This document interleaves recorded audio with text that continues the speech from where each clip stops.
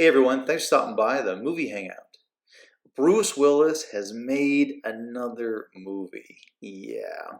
Before I jump into this hilarious article, if you go on over, click subscribe, comment, like, I'd really appreciate it. Okay, so, I mean, I gotta say, I love me some Bruce Willis. Bruce Willis is one of probably my top 10 favorite living actors right now. He does great work, or he has in the past. He's been in some fantastic movies. He can do TV. He was, I think he was in a show called like Moonstruck. He like would do guest spots on Friends. He's been in great movies. He's been in action movies, dramas, comedies. I mean, he can do anything. But what he's decided to do the last 10 years really is be in these just awful, horrible, unwatchable movies to try to get a quick paycheck. And I got to tell you, I don't know if I could really blame him. I mean, he's pretty much, built up an amazing reputation and name. So he's just kind of like cashing out. He's just kind of like coasting, meandering through movies, kind of the way Marlon Brando did at the end of his career. But it's just sad to see. So this article here, I found this hilarious site called Hit Hollywood in Toto. I've never heard of this before, but the articles are pretty decent. So I'm going to read from it. They're pretty funny. Bruce Willis Bruce Willis films now border on fan abuse. I have to agree with you on that. They're pretty bad. The Die Hard stars parade of cheap video on demand titles reveal an artist in serious decline. And I got to say, if you've been to like a red box, you're going to see a ton of Bruce Willis movies. Um, I mean, even on like Netflix, there are movies you see in there, and you're like, Bruce Willis was in a movie like a month ago. He was in five last year. He was in six the year before. Like, when did that happen? I haven't seen these trailers. I haven't seen any posters anywhere. No billboards. Well, this is why. So he's in a movie called Apex. Holy crap, this movie is something else. Apex is the latest proof that Bruce Willis not only stopped caring about what's in front of the camera, but also anyone unfortunate enough to sit through any of it. The thriller marks the fifth movie starring Bruce Willis to be released this year. He's beating Samuel Jackson's record. Samuel Jackson tries to do like 4 movies a year. Bruce is like, nah, I got that beat. I'm gonna do like a movie a month. I don't even care. I don't even care what it is. To be released this year with 2 more still to come. Holy crap. Remind, Rewind the clock a decade and tell a Willis fan they'll one day see John McClane is in 7 movies in 1 year, and they may think you're describing a film lover's fantasy. Sorry, now this is not 12 Monkeys Part Two here. This is something else. Little would they know what a nightmare that dream turned out to be.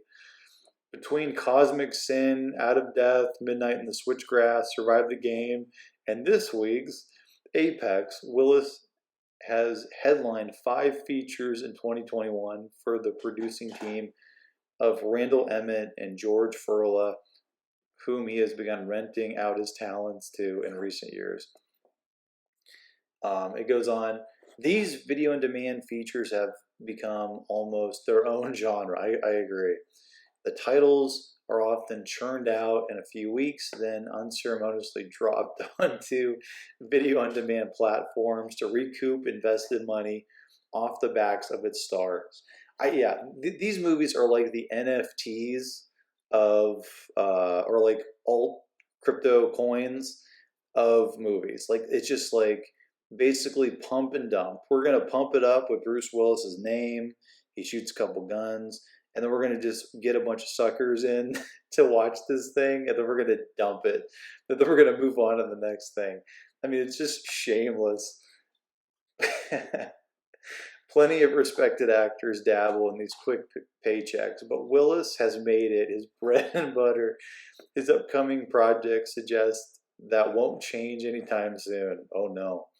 Long gone are the days filled with projects like Die Hard and Unbreakable, works that solidified Willis not just as an action icon, but a leading man willing to be far more introspective than contemporaries like Schwarzenegger and Stallone. Apex is the saddest reminder, yet that Willis audiences once supported may be gone for good. The feeling is made worse by the film's need to constantly reference Willis's older and better material. Apex tells tried and true story of rich folks hunting poor people for kicks until they run into one capable of handing out much needed lessons in morality. The biggest issue here is this wrong guy in the wrong place is not played by 1988 Willis or 1999 Willis or even 2010 Willis. Instead, we're treated to the 2021 model who seems unwilling to give cameras more than a tilt of the head or an eye roll. Willis reportedly offers each of these films only a couple of days to grab whatever shots they need of the leading man looking heroic, puzzled, or some version of Zoolander's Blue Steel. This means Willis is often given a role that is technically the lead, but plot conveniences provide plenty of opportunities to hide the star for long periods of time. That leaves pointless hit-and-miss exchanges between supporting players whose talents often wildly differ to fill running times suitable to sell streaming services. And so this is what I've heard. I heard from some reliable sources that Bruce Willis has, so he has a day rate. The day rate is $1 to $1.5 million. That's what it is. So a lot of low budget independent films, their budget is basically like $3 to $5 million, which, that's a lot of money, $3 to $5 million bucks. But if a third of your entire budget is going to go to one guy for 1 day's worth of work, which I would, argue you would even call it work, because he's just basically mumbling lines off, just staring off into space, mumbling lines. That's nuts. And I also heard that he has an assistant, and his assistant also has a fee that's like $500,000, which is crazy. I mean, but people are obviously willing to pay it because they're able to make some money back. But when Willis can't be hidden by clever writing, he's obscured by sloppy filmmaking. It's becoming a running joke how often you can spot his double or hear an ADR line clearly spoken by someone else. It used to happen every so often, but as Willis does more and more of these movies, he cares less and less. In Apex, they make no attempt to make you think the back of a double's head belongs to Willis. It's just part of the process now. The quality of Apex is less interesting, however, than the anomaly that is Bruce Willis today. A man who once plucked young filmmakers like M. Night Shyamalan out of obscurity and talked with diehard fans anonymously in chat rooms has turned into a grouch. Willis can barely hide his general disdain for just about everything in the few interviews he's willing to suffer through these days. The downward spiral has been happening, or I don't know why I'm laughing, but it's funny, right before our eyes, with critics and fans noting the lack of care Willis appeared to be giving in his lesser-seen movies, made in between Expendables cameo here or a Moonrise Kingdom supporting turn there. Oh. So I want to show you real quick. I went to Rotten Tomatoes. So I was like, okay, what is Bruce's movies like over the last 5-10 years? What have been the critic score and the audience score? So let's take a little trip here. So this is basically over the last 10 years. 7%,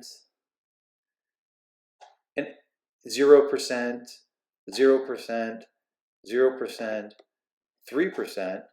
Nobody bothered to even do a rating. 36%. Well, that's kind of high for what he's been putting out. Nothing.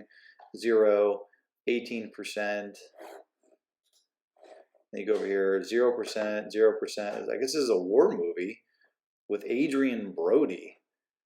So he's doing these movies too. 0%, 21, 24, 4. And then he's got Looper, Moonrise Kingdom, which were good films, but and then the latest Die Hard, which wasn't that great. But and if you look at these posters, it's basically it's like the same. It's like stock footage, Bruce Willis, right? He's just either looking puzzled or angry, off, you know, out of frame. It's like the same exact angle every time, right? It's like angry, puzzled, angry, not sure, puzzled, angry. Like it's all exactly the same. I mean, this guy literally is turned into like a hot dog sausage, factory, actor. Like he's like I'm just gonna give you a bunch of crap. You're gonna put it through the machine, and it's gonna make money. You know what I mean? But oh, it's just so crazy. But let me know what you think. Would you see any of these movies? Cosmic Sin? I gotta admit, I might want to watch that one just because of the name. Out of Death, Hard Kill, American Siege, Gasoline Alley. Are you gonna see Gasoline Alley? Are you gonna see any of these films? Or do you think I'm being too harsh? Do you think that, you know what, Bruce Willis, he deserves to shamelessly, sell his own name and likeness for, poor saps that buy it? Do you support him doing that? Or you're like, dude, it's time to hang it up. It's time to do something else. Comment below, let me know. And as always, if you want to get future rants, reviews, or original content, click subscribe. Later.